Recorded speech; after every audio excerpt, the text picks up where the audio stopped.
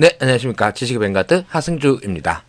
그동안 우리 탁PD와 함께 자동차 시리즈를 잠깐 진행을 해봤었는데요. 매우 유쾌하고 또 좋은 경험이었습니다. 덕분에 여러 가지 또 많이 배울 수 있었고요. 또 이렇게 여행과 좀 겉떨어져 있는 이런 이야기를 하면서 오히려 또 편한 부분도 있었습니다. 지난 시간에 둘이 같이 하다 보니까 여태까지 제가 이 시리즈에서 하던 얘기들을 다시 한번 반복한 경험이 좀 있습니다. 다시 원래대로 이어서 한번 해보도록 하겠습니다. 먼저 여태까지 이제 자동차 시장이 어떻게 구성되어 있고, 그 다음에 그 와중에 미국 자동차 기업들 그리고 독일과 일본의 자동차 기업들이 현재 어떤 상태인가에 대해서 잠깐 얘기를 해봤었습니다. 자, 그러면 일단 뭐 아주 간략하게 계산해 생각해 볼까요? 전 세계적으로 약 9천만 대 정도의 차들이 판매되고 있는데, 그 중에서 중국 3천만 대, 미국 더하기 유럽 다 합쳐서 또 한 3천만 대, 그리고 나머지에서 3천만 대가 팔리고 있는 시장입니다. 현재 시점에서 좀 특이한 점은 과거 뭐 20세기 내내 세계 최강이었던 미국 자동차 기업, 특히 GM과 포드의 판매량들이 최근 많이 떨어졌고요. 그 빈자리를 이제 세계 1, 2등의 자리를 폭스바겐, 토요타 1등, 폭스바겐 2등을 차지하고 있는 상황입니다. 그리고 3등이 현대기아차이죠. 사실 어떤 면에서 21세기 들어와서 제일 주목을 많이 받은 기업은 현대차입니다. 현대차에서 신차가 나올 때마다 다른 자동차 기업에서도 매우 긴장을 많이 하고요. 또 그래서 이걸 그쪽에서도 다 뜯어보면서 많이 이제 연구들을 하고 그런다고 그러죠. 현대기아차는 과연 어떻게 성공했고, 그 와중에 있었던 여러 번의 위기들을 어떻게 극복했을까요? 오늘은 그 이야기를 한번 주로 해보고자 합니다. 자, 지금 화면상에 현대차 브로몬 공장이라고 아주 현대의 역사에서는 길이 남은 사건입니다. 캐나다 퀘벡주 시골 깡촌에다가 퀘벡주 브로몽이라는 곳에 저렇게 초현대식 공장을 짓습니다. 언제? 1989년에. 그때 당시로 현대는 정말 사운을 걸고 첫 해외 공장을 만든 것입니다. 자, 이게 지금 생각해보면, 지금 현대차의 위상으로 생각해보면, 그리고 현대차가 지금 전 세계에 갖고 있는 해외 공장들의 양이나 이런 걸 생각해보면, 그게 뭐 대단한 일인가 싶지만서도, 이때 당시로 생각해보면 정말 대단한 일이었습니다. 뭐 예를 들면 베트남 요즘 저기 차 만든다고 많이 그러고 있지 않습니까? 베트남의 빈페스트 이런 회사가 뭐 대한민국의 공장을 세운다라든가, 그걸 넘어서서 미국이나 캐나다의 공장을 세운다라고 하는 게, 그런 결정을 내렸다 그러면 그게 얼마나 대단한 용기가 필요했을까, 이런 생각이 좀 들죠. 그래서 이걸 짓기 위해서 왜 이런 선택을 내리게 됐느냐. 현대차가 그동안 내수시장에서 꽤 성공을 했습니다. 그리고 미국과 캐나다의 그 당시 엑셀 이런 저기 좀 저가 소형차들을 팔아봤는데 꽤 반응이 괜찮았던 거예요. 이거 꽤 팔리네? 이런 생각이 들어서 이때 그러면 차라리 본진에 가서 우리가 직접 생산을 해서 한번 팔아보자 라고 하는 이런 저기 큰 꿈을 품고 시도를 한 거였죠. 이 시도 자체에 대해서는 정말 뭐 굉장히 용기 있는 결정이고, 또 어떤 면에서 용기뿐만이 아니라 맞는 결정이라고 생각을 합니다. 근데 뭐 왜 그렇게 생각하는가는 차차 말씀드리기로 하고요. 근데 결국은 실패했습니다. 그것도 5년 만에 바로 그냥 문 닫아 버립니다. 93년인가 94년도에 문을 닫아 버립니다. 왜? 일단 여러 가지 악재들이 좀 겹쳤습니다. 첫째로 공장을 세우고 보니까 차가 옛날보다 잘 안 팔리기 시작을 합니다. 둘째로 공장을 운영하는데, 특히 해외 공장을 운영하는 데에 노하우가 지금까지 전혀 없다 보니까 뭐 별별 애로 사항들을 다 겪게 되는데, 이걸 하나하나 극복하다 보니 시간도 많이 걸리고 돈도 많이 들고 이런 경우들이 생겼죠. 거기다가 이제 현대차라고 하는 새로이 떠오르는 이 신흥 브랜드들을 여태까지 뭐 다른 자동차 회사들이 다 무시하고 있던 참여인데 조금씩 견제가 들어갑니다. 거기다가 이 캐나다의 시골 깡촌에다가 이걸 만들어 놓으니까 직원들 계속 이제 뽑아서 하기로 너무 힘든 거죠. 뭐 차로 1시간씩 타고 와서 출퇴근을 해야 된다. 이러면 뭐 아유 됐다. 뭐 월급 얼마 받는다고? 뭐 이런 식이 돼버린 거죠. 그래서 결국 5년 만에 손실 처리하고 공장 접어버립니다. 이때 공장을 만들 때 여러 일화들이 있죠. 캐나다의 이쪽 그 상무부 장관이 한국 내한을 했는데 그때 이 캐나다 장관이 공항에서 내려가지고 바로 공식 일정 처리하고 난 다음에 우리 현대차 사장 집에 놀러 가고 싶다. 아 갑자기 왜? 뭐 이래가지고 당신 정주영 회장인가 뭐 정몽구 회장인가 모르겠는데 아무튼 그 현대가에서 오겠다고 그러는데 오지 마라 할 수도 없잖아요. 그래서 오시오 해가지고 저녁 식사를 대접을 하는데 여기에서 우리가 캐나다에 있는 공장 부지를 단돈 1달러에 제공하겠습니다. 그리고 오시기만 하면 우리가 드릴 수 있는 모든 행정적 뭐 세제 이런 데의 혜택을 다 드리겠습니다. 라고 꼬셔가지고 공장 부지를 1달러요? 뭐 요런 거에 좀 넘어갔죠. 근데 싼 건 싼 이유가 있게 마련이라 가지고 대실패를 했습니다. 자, 이 브로몬 공장은 현대차 이제 발전에 있어서 초기 단계에 있었었던 지금 보통 뭐 얼마 전입니까? 30년도 넘게 훨씬 전에 있었던 사건인데 이 공장 사건을 현대차는 뭐 악몽이라 생각을 하고 여기에서 실제로 많은 타격을 입습니다만 그러나 이때에 여러 가지 어떤 그 교훈을 얻었다고 해야 될까요? 야, 이러면 안 되는구나에 대한 반면 교사를 많이 얻습니다.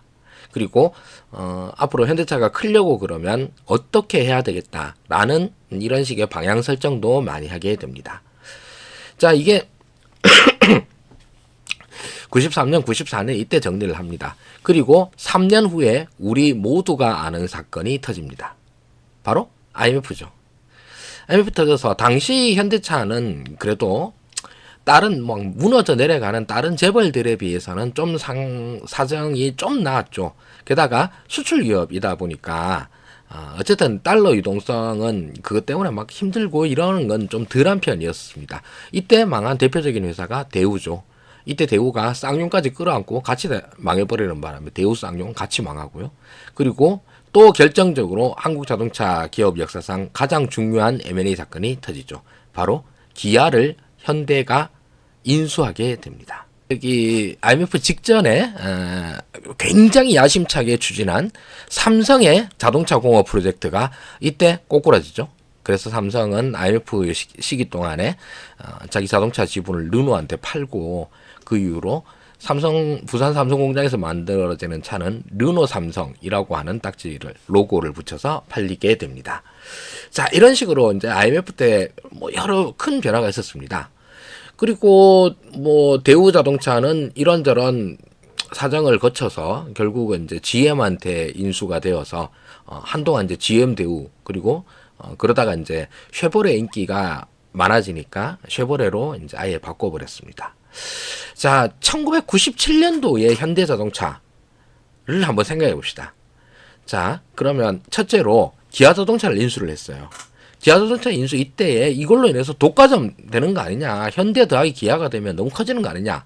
그런데 이때 당시에 독과점이다라고 하는 게 지금 현재 시점의 현대 기아의 독과점, 국내 시장의 엄청나게 심한 독과점과는 약간 좀 결이 달랐어요. 물론 당연히 현대가 제일 1등이고 기아 2등이니까 1, 2등이 합쳤으니까 꽤 컸죠. 그런데 이때 당시에 현대의 독과점을 우려하는 포인트는 뭐였냐 하면 트럭 시장이었어요. 트럭 시장에서는 현대의 포터, 기아의 봉고 이거 두 개밖에 없는 시장인데 여기 기아 포터랑 봉고가 둘이 합쳐진 거니까 나머지 트럭 소위 경영 트럭이죠. 이 경영 트럭 만드는 회사가 아무데도 없지 않느냐. 그래서 이 트럭에 대한 독과점을 규제를 해야 된다. 요쪽으로 비난의 포인트가 몰려들었었어요. 근데 사실 연간 전체 팔리는 시장에서 트럭 시장은 그렇게 크지 않잖아요. 제일 중요한 시장은 뭡니까? 소위 말하는 세단 시장이죠. 아반떼, 소나타, 그랜저로 이어지는 이 세단 시장. 이 시장에 대해서 독과점을 뭐 할 수도 있겠죠. 그런데 그때 당시에 이걸로 본격적으로 얘기되지는 않았어요. 왜? 가만 보니까 정리가 됐어요. 근데 정리가 어떻게 됐냐? 대우가 GM에 넘어갑니다. GM이 어딨죠? 세계 1위 자동차 회사입니다. 아니 GM이 갖고 있던 나름대로의 네트워크가 세계 1위 회사에 넘어간다고 그러면 이거 현대 기아가 과연 감당할 수 있을까? 이런 생각이 일단 들 수 있습니다. 근데 여기에 더해서 삼성차는 르노에 넘어갔는데 르노도 마찬가지로 르노 닛산을 같이 합친 회사입니다. 아니 그러면 여기에서 얘네들도 현대기아보다도 몇 배나 더 큰 회사인데 이 회사들 둘이 합친 거와 현대기아가 부딪혀가지고 살아남을 수 있을까? 대우와 삼성차와 싸우는 현대기아가 아닙니다. 르노와 쉐보레, GM과 싸우는 현대기아가 되는 거예요. 이걸 뚫고 이겨나가야지 내수시장을 지킬 수 있는 상황이 됩니다. 그런데 의외로 의외라기보다는 현대기아가 꾸준히 잘 해왔었습니다. 그렇게 해서 내수시장도 잘 지켜냈고요. 그리고 수출도 꾸준히 해 나아갑니다. 그런데 이후로는 사실 미국에다가 이제 캐나다 브루몬 공장의 실패를 기반으로 삼아서 미국 엘라베마주 여기다가 공장도 짓고요. 그 이후로 계속 이제 해외 공장도 지어 나가기 시작합니다. 근데 해외 공장을 지어 나가는 건 나름대로 결과론적이기도 해요. 왜냐하면 현대차의 판매 자체가 늘어남에 따라 수요가 이제 공급에 딸리니까 이걸 갖다가 한 점도 있고, 그리고 현대기아차가 이제 여태까지는 미개척 시장을 갖다가 뚫으려고 공장을 세운 면도 있고 그럽니다. 근데 이 브루몬 공장의 실패를 이후로 현대기아가 나름대로의 방향성들이 정해져요. 저는 제일 특징적인 면 중에 하나가 그 좀 메이저 자동차 회사들 중에서 현대기아만큼 M&A를 안 하는 회사가 없습니다. GM은 원래 이제 워낙 공룡이었으니까 브랜드를 떨궈내는데 집중을 했고, 포드도 원래 있던데 이제 파는 회사 쪽이었었는데, 예를 들면 그 외에 다른 회사들, 토요타도 토요타 말고도 산하 브랜드들 많죠. 지금 현재 굉장히 이제 부정행위로 이름을 날리고 있는 다이하스 같은 경우도 있고, 그 외에 스바루나 스즈키 같은 데에도 지분 투자를 많이 했었습니다. 이런 경우가 있고, 그 흡수합병으로 제일 유명한 데는 지금 현재의 스텔란티스이죠. 여기 크라이슬러 피아트부터 시작을 해서 푸조, 시트로행 수십 개 있습니다. 폭스바겐도 산하 브랜드 엄청나게 많고, 그거 다 하나하나 다 M&A에서 몸집을 키워온 거죠. 동유럽이나 소련에 있는 이쪽의 기업들도 계속 이제 눈독을 들이고 실제로 몇 개 사기도 하고 그렇습니다. 그 중에 이제 대박 터뜨린 게 체코의 스코다 같은 걸 사기도 했었고 그렇죠. 자, 그런데 현대는 기아차 하나 인수한 것 외에는 그 다음부터는 해외 기업에 대한 인수가 거의가 아니라 아예 없었었죠. 현대기아차도 예를 들면 유럽에 진출하고 싶다. 그러면 당시 유럽에 있는 브랜드들 중에서 그 M&A 시장에 매물로 나와 있는 회사들이 널리고 널렸습니다. 근데 그걸 유럽 브랜드들을 단 하나도 안 샀습니다. 당시에 자동차 애호가들은 아니 저 많은 브랜드들 중에서 팔아달라고 하는 그렇게 많은데 저 브랜드 사가지고 그걸 현대가 흡수해서 잘 운영하면 그 다음부터는 순위가 쭉쭉쭉 올라갈 텐데 왜 안 하지? 라는 의문을 많이 품었었습니다. 그런데 현대 입장에서는 그걸 계속 안 했었죠. 저는 그 아주 중요한 이유 중에 하나가 브루몬 공장의 실패라고 봐요. 즉 자기가 컨트롤할 수 없는 상황에 놓인 공장이라든가 해외 공장 이런 것들은 정말로 큰 골칫덩어리가 될 수 있다라고 하는 데 대한 두려움들이 항상 있었던 것 같아요. 그래서 현대는 여태까지 현대에서 한 인수 중에 제일 유명한 건 그 보스턴 다이나믹스 그 로봇 만드는 데 있지 않습니까? 그거 산 게 제일 대표적이에요. 짜잘한 데는 몇 개 했겠지. 그러나 지분 투자, 자본 투자 이런 데 한 데도 몇 군데 있다고 알고 있습니다. 리막이나 이런 데. 그런데 실제로 브랜드를 사지는 않았습니다. 현대기아가 엄청나게 급격하게 성장을 빠바바박 해오니까 굉장히 투자 같은 걸 갖다가 또는 공격적인 경영을 했다라고 생각하기 쉽지만 의외로 그렇지 않습니다. 진짜로 돌다리 두드리는 회사의 제일 전형적인 회사가 아닐까 싶어요. 정말 조심스럽게 합니다. 자, 이게 현대차의 판매 순위인데요. 2000년도에 세계 10위 메이커였었는데 2022년, 2023년도에 이제 3위로 2년 연속 3위를 하고 있었습니다. 그동안 이렇게 순위를 치고 올라오는 거 거의 1, 2년마다 한 번씩 순위를 갖다가 올려나가는 이런 회사가 없어요. 2020년에서 2021년 사이에 4위에서 오히려 떨어졌네? 그게 현대차가 차를 덜 팔아서 그런 게 아니라 다른 회사가 합병을 해가지고 순위가 밀린 겁니다. 예를 들면 스텔란티스 같은 데죠. 스텔란티스가 브랜드를 또 더 사요. 그러니까 거기 있는 브랜드 차들이 판매 순위에 이제 합쳐지니까 그래서 살짝 밀렸다가 2022년부터 다시 바로 복구를 해버렸죠. 그래서 지금 현재 세계 3위가 됩니다. 자, 그러면 이렇게 이제 급격하게 판매 순위를 높여가는, 즉 판매량을 늘려가는 이런 역할을 했음에도 불구하고 첫 번째 기억을 하실 거는 이 회사가 굉장히 보수적인 운영을 했다라는 겁니다. 그리고 그 경영을 보수적으로 하면 대부분 다 이렇게 성장을 하기가 힘들죠. 그렇다고 그러면 조심해서 한다. 이거는 사실 지금까지의 성공을 이야기하는 키워드가 될 수는 없습니다. 대신 완전 박살나는 초위험 상황을 겪지는 않았다. 이 정도로 생각을 해야 될 것 같아요. 그리고 우리가 또 기억을 해야 될 점이, 잠깐만요. 현대차의 판매 실적 그래프를 한번 볼게요. 자, 이 그래프가 현대차의 판매량 그래프입니다. 이게 언제냐? 90년대 초반에 잠깐 미국 시장에 팔았던 적이 있습니다. 이건 이제 전체 판매량은 아니고 US 미국 시장의 애뉴얼로 판, 매년 판 이런 거입니다. 그러니까 뭐 그렇죠. 예. 자, 그러다가 이때 이제 팔리는 걸 가지고 해가지고 브로모 공장을 세운다라고 했다가 대실패를 겪으면서 그 이후로 뭐 근 10년 가까이 10년 이상을 갖다가 미국 시장에서 완전 퇴출되었죠. 이때 퇴출 원인이 무엇이었을까요? 너무 뻔합니다. 자, 이유를 여러 가지를 될 것도 없습니다. 딱 하나입니다. 품질입니다. 품질 뭐? 아니, 현대차가 인기를 끌었던 이유는 하나입니다. 가격이 싸다. 옛날에 캐나다에서 살면서 캐나다 TV에서 나온 현대차 광고를 어떤 분이 보셨다고 그래요. 그 광고의 문구가 이 차보다 더 싼 차가 있으면 그 차를 사세요. 이런 문구였다라는 거죠. 말 그대로 마케팅의 주요한 포인트는 저가격이었습니다. 그런데 싼 게 비지떡이라고 싸고 좋으면 너무 좋았겠지만서도 싸긴 싼데 형편없는 품질 때문에 너무 고장이 많다 이래가지고, 안 그래도 고장 많은 미국 차에 상당히 단련된 미국 시민들도 이거 도저히 못 참겠다 해가지고 시장에서 거의 발도 못 붙이게 됩니다. 그러다가 이때가 언제냐, 2005년 2004년 이때에서부터 미국 수출을 다시 시작하게 됩니다.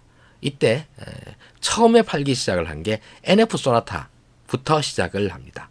그런데 NF 소나타부터 평가가 꽤 좋아지기 시작을 합니다. 타보니까 괜찮은데?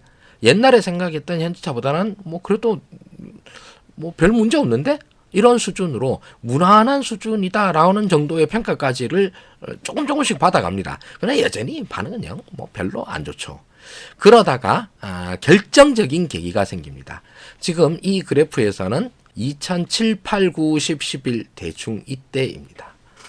미국 시장에서의 판매가 거의 한 더블 나는 이런 시기를 겪게 되죠. 이때가 언제였습니까? 기억하시죠? 2008년 리만 브라더스 사태입니다. 당시 리만 브라더스 사태가 미국에 끼친 타격은 정말 이 코로나 이상이라고 해도 그렇게 과언이 아니었을 겁니다. 그때 당시로서는 정말 다들 아마겟돈이라고 그랬었고요. 미국이 무너져 내린다라는 이런 시기였었어요. 그래서 어느 정도로 무너져 내렸냐 하면 전체 미국에서 당시에 연간 한 1,800만 대 정도 차를 팔고 있었어요. 그런데 이 차 판매량이 1,000만 대까지 떨어집니다. 그러니까 미국 시장의 전체적인 판매량이 반토막이 나요. 그런데 이때의 현대차가 불과 한 3, 4년 만에 판매량을 2배로 끌어올립니다. 뭘로? 여기에는 몇 가지 이유가 있습니다. 첫 번째로는 현대의 정말 지금 생각해도 어처구니가 없을 정도로 너무 잘 맞는, 딱 들어맞는 마케팅을 펼쳤습니다. 바로 현대 어슈어런스 프로그램입니다. 어슈어런스, 보험 이런 뜻이죠. 뭘 보험해 주느냐? 만약 당신이 현대차를 사고 난 다음에 뭐 1년 이내로 실직을 했다. 그러면 차를 환불하시오. 우리가 차 받아줄게. 이게 즉 당신이 지금 현재 차 사는데 제일 신경 쓰이는 부분이 뭐예요? 미국 사람들은, 우리도 그렇지만 미국 사람들은 우리보다 훨씬 더 다들 할부로 차 삽니다. 할부로 차 샀는데 직장을 잃게 되면 할부금을 못 내게 되죠. 그럼 이제 완전히 인생 더 꼬이는 거 아닙니까? 이게 제일 불안하시죠? 그래서 당신이 만약 실직하게 된다 그러면 우리가 그 차를 받아줄게요. 라고 하는 이 프로그램이 대박을 터뜨립니다. 이걸로 해서 미국 시장에서도 엄청 평가가 좋았죠. 와, 세상에 어떤 저런 이런 아이디어를 낼 수 있나 해가지고. 근데 이런 거는 사실 돈 드는 것도 아니 돈이야 들죠. 근데 이거 당연히 보험사를 끼고 하는 거라 가지고 그냥 뭐 사실 돈만 내면은 할 수 있는 건데, 이 아이디어를 다른 데들은 한참 있다가 따라하거나 아예 따라를 못했습니다. 그러다가 진짜로 큰 손해 보면 어떡해? 라는 거겠지만 또 이런 확률 게임이잖아요. 이런 확률 게임은 확률을 통해서 다 보험사로 보험금으로 다 처리를 하는 거죠. 근데 당연히 이건 돈이 들어가는 마케팅이고, 이 마케팅을 할 만큼 현대차는 그 정도 어느 정도의 체력은 있었습니다. 그리고 그 남은 체력을 갖다가 이 투자에다가 다 때려박아 버린 거죠. 자, 이게 당시에 현대차의 그 광고 문구입니다. Think about it. 한번 생각해 보세요. Certainty in uncertain times. 이 불확실성의 시대에 하나의 확실함, 확신성. 이 바로 현대차를 사는 거다. 왜? 우리가 당신 이 불확실한 시대에 실직을 하게 되면 우리가 받아줄 거니까입니다. 이걸로 해가지고 전체 미국 자동차 시장에서의 점유율을 쭉 끌어올리죠. 2000년부터 2015년 사이에 맨 위에 있는 GM의 시장 점유율이 28%에서 18%까지 이렇게 떨어졌죠. 한 3분의 1이 날아갑니다. 그 외에 포드도 마찬가지로 그만큼 떨어졌고요. 여기에서 거의 시장 점유율을 갖다가 올린, 그리고 그것도 결정적으로 올린 회사는 현대 기아가 거의 유일하다시피 합니다. 왜냐하면 그 전까지 2%, 3% 이러던 회사 시장 점유율이 이 회사가 8%를 넘깁니다. 그럼 어떻게 되겠습니까? 6%가 늘어난 만큼 다른 데서는 다 줄어들게 되죠. 그래서 거의 유일하게 시장 점유율을 이때 당시 금융위기 당시에 올리게 됩니다. 그런데 이 현대 어슈어런스 프로그램이 뭐 굉장히 천재적인 아이디어이긴 한데 이거 하나로 성공했다? 이렇게는 좀 말하기 힘들죠. 두 번째로 이때 당시에 현대의 성공 요인이 또 있습니다. 바로 YF 소나타입니다. 지금 현재 YF 소나타에 대한 우리나라의 어떤 평가 이런 거는 많이 안 좋죠. 일단 별명이 삼엽충이고요. 삼엽충에서 생겼다 그래가지고 이런 디자인적으로도 우리나라에서는 그렇게 인기를 많이 못 얻었습니다. 오히려 비슷한 시기에 나왔던 K5가 우리나라에서 훨씬 더 인기였었죠. 그런데 미국에서는 현대차가 말 그대로 압도적인 인기를 끌게 됩니다. YF 소나타가. 뭘로? 디자인이 너무 멋지다. 이 당시 미국 시민들을 대상으로 이제 미국 시민들은 잘 먹힐 만한 디자인으로 시도를 한 것이었고 그대로 적중을 했죠. 그리고 그 어떤 대중 세단의 영역에서 디자인으로 YF 소나타만큼 큰 영향력을 끼친 또는 수많은 사람들의 평가의 대상이 된 차가 별로 없는 것 같아요. 이 차가 제일 멋진 차냐? 이건 사람 눈마다 다르고, 그리고 이 차를 어떤 전문가들은 뭐 별로다라고 얘기할 수도 있고, 좋다 얘기할 수 있는 전문가들도 있겠죠. 그런데 이 차만큼 말 그대로 이야기가 많이 된 차가 또 없어요. 그래서 이걸 보고 난 다음에 YF 소나타가 나오고 난 다음에 나왔던 바로 즉각적인 변화가 뭐였냐면 일본의 두 회사들 토요타와 혼다의 경쟁 차종들 캠리 어코드죠. 캠리 어코드가 난리 납니다. YF와 비교해서 캠리 어코드가 너무 허접해 보이기 시작을 한 겁니다.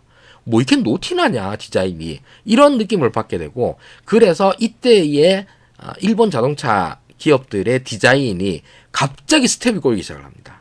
현대 YF 소나타의 충격을 극복하기 위해서 우리도 저렇게 진취적인 디자인을 만들어야 돼 라고 하는 압박감에 시달리면서 이후로 그 다음부터 건담 디자인 나오고, 그래서 혼다 차들은 다 건담 같이 생겨요. 토요타 차들은 그야말로 기괴함의 끝을 달리게 됩니다. 이때 나온 프리우스는 정말 눈 뜨고 못 봐줄 차였었습니다. 뭐 제가 자동차에서 디자인에 대해서 뭔 안목이 있겠습니까만, 이런 사람의 눈으로 봐도 참 저걸 도대체 누구 보고 사라고 만들어 놓은 차냐 싶을 정도로 엉망진창인 차를 만들어 놨어요. 자, 그래서 현대차의 미국 시장 판매량은 쭉쭉쭉쭉쭉 늘어납니다. 이구나. 자, 그래서 현대차가 현대기아 합쳐가지고 한 3% 하던 2000년대 초반에 시장 점유율이 나중에 합쳐가지고는 거의 10% 언저리까지 올라가죠. 특히 이게 2011년도에 레코드 하이를 찍습니다.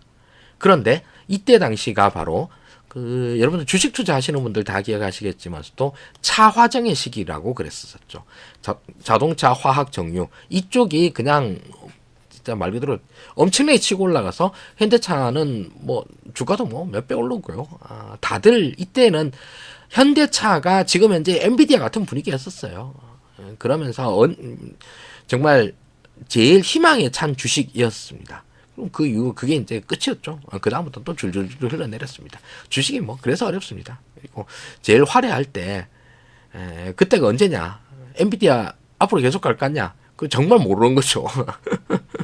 그렇습니다. 그래서 차화정의 시대를 찍습니다. 그러면 당시에 현대차가 미국 시장에 와이프 소나타로 대박을 터뜨렸다. 요것뿐만이 아니라 전체적으로 다 잘 나갔다는 말이거든요. 여기에 또 세 번째 요인을 또 꼽을 수 있습니다. 바로 환율입니다. 당시 2008년 금융위기니까 당연히 달러 환율이 막 쫙 치고 올라오고 경제 위기가 터지면 이거 그냥 뭐 외워두셔도 됩니다. 우리나라에서 경제 위기가 터지면 달러 가치는 높아지고 원화 가치는 낮아진다. 이렇게 되거든요. 원화 가치가 많이 낮아졌어요. 이건 뭡니까? 수입품 쓰는 국민들은 힘들어지지만서도 수출 대기업들에게는 매우 유리하다라는 거죠. 그래서 현대차는 기본적으로 원화 가치가 낮아지면서 수출에 매우 유리합니다. 1번. 그런데 환율의 이펙트가 또 하나 더 있어요. 뭐냐? 일본입니다. 당시 현대자동차는 특히 미국 시장에서 일본 차와 들이받고 있는 중이었습니다. 그런데 일본은 우리와 반대로 엔화의 환율이 경제 위기가 닥치면 엔화의 가치가 오히려 올라갑니다. 왜 그래? 일본 엔화는 소위 안전자산으로 취급받는다라고 그러거든요. 경제 위기가 터진다. 그러면 이 불안감을 느낀 일본 시민들이 해외에 투자해 놓은 자산들을 일본으로 다시 땡겨옵니다. 흡수해 갑니다. 그렇게 해서 엔화에 대한 수요가 확 늘어나요. 2008년 금융위기 이걸로 인해 전 세계가 난리 납니다. 미국 시장 자동차 판매 반토막이 났어요. 뭐 엄청 힘들어요. 그런데 엔화 환율은 엄청나게 환율이 즉 엔화 가치가 높아져 버린 거죠.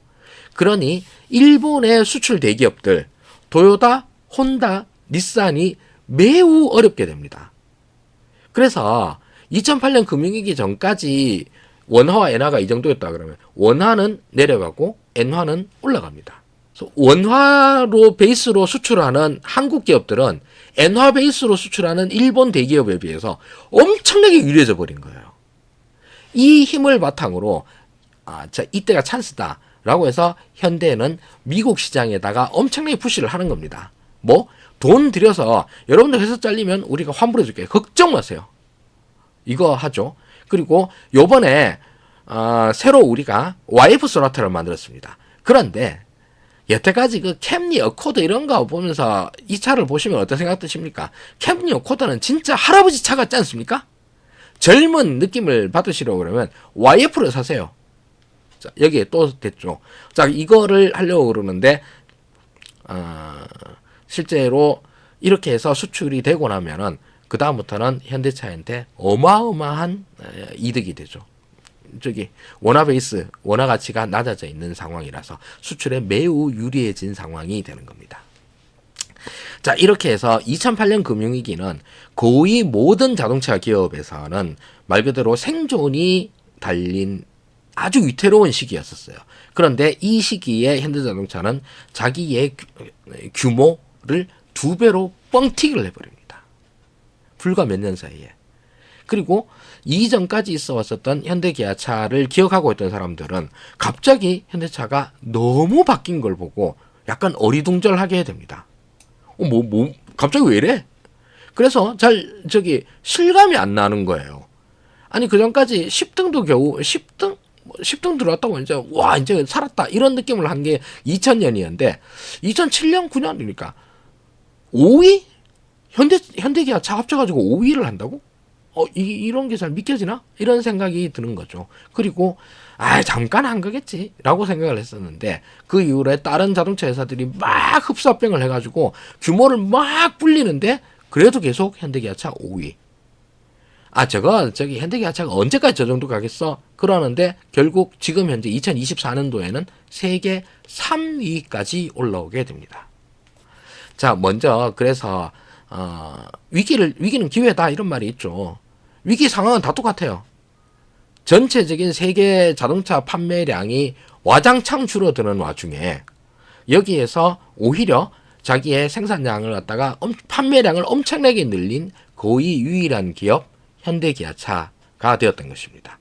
그리고 이 당시에 있었던 아주 특수한 상황들, 이런 거는 예를 들면 현대가 이런 마케팅 프로그램을 했어. 이게 먹힐 수 있는 게 몇 년이나 되겠습니까? 한 1, 2년 먹혔겠죠. 그러한 다음에 한 3, 4년 있다가 실제로 이 마케팅 조용히 접습니다. 이제 더 이상 안 합니다, 그거. 여러분들 이제 잘 안 잘리잖아요. 그러니까 이런 거 하는 것들도 이제 그만할게요. 그만합니다. 그리고 그 이후부터는 다른 전략이 필요했죠. 현대기아차가 사실 그 전부터였습니다만 아주 오랫동안 실천해온 캠페인이 드디어 이 시기부터 어느 정도 미국 시장에 먹히기 시작을 합니다. 그거는 벌써 목이 아파지기 시작을 했는데 다음 시간에 한번 정리해 보도록 하겠습니다. 자, 그래서 우리가 부르몬 공장부터 처음 시작을 했습니다. 여기에서 현대차는 불과 한 4, 5년 만에 처참하게 실패하고 여기 들어갔던 돈들은 거의 못 건지고 다 땡처리 해가지고 겨우 몸만 빠져나옵니다. 이때를 기반으로 해서 현대는 사실은 안전빵 경영을 해 나아갑니다. 그렇다고 해서 투자나 진취적인 시도 이런 걸 안 하냐 하면 꼭 그런 건 아니죠. 그 이후부터 계속 이제 이때 당시에 실패 원인들을 복기를 합니다. 실패하는 게 뭐야? 그러니까 함부로 해외 시장 들어가면 안 돼. 이런 게 있고요. 그래서 이제 보수적으로 하죠. 두 번째로는 그 품질 문제. 우리가 미국 시장에 차를 못 팔아서 그렇잖아. 못 팔았으니까 차를 만드는 것도 어렵지만 기껏 만들어 놓은 거 팔리지도 않았어. 그러려고 그러면 결국 문제는 뭐냐? 차의 품질을 높여야 돼. 이 품질을 아주 중시하게 되었죠. 그리고 부르몬 공장의 어떤 교훈과는 좀 무관한 이야기지만서도 기회가 왔었을 때 이 기회를 극대화할 수 있는 능력을 보여준 게 2008년 미국의 서브프라임 사태였었습니다. 그리고 실제로 현대기아차는 이 당시에 엄청나게 성장을 했고 우리나라가 그나마 서브프라임 사태의 충격에서 빨리 벗어날 수 있었던 것은 당시에 자동차 수출의 힘이 꽤 컸습니다. 그 이후로 이제 2010년대의 시대가 열리죠. 요때의 이야기는 다음 시간에 이어서 한번 해보도록 하겠습니다. 계속 이렇게 중간에 자르니까 이게 나름 떡밥성이 이어지는 것 같아서 무슨 드라마 보는 것 같지 않습니까? 이 드라마가 이제 시즌제로 이어져서 이번에는 자동차를 하고 다음엔 또 더 재미있는 주제로 하고 이런 식으로 이어가 보도록 하겠습니다. 지금까지 시청해주셔서 대단히 감사합니다. 지식의 뱅가드 하승주였습니다. 고맙습니다.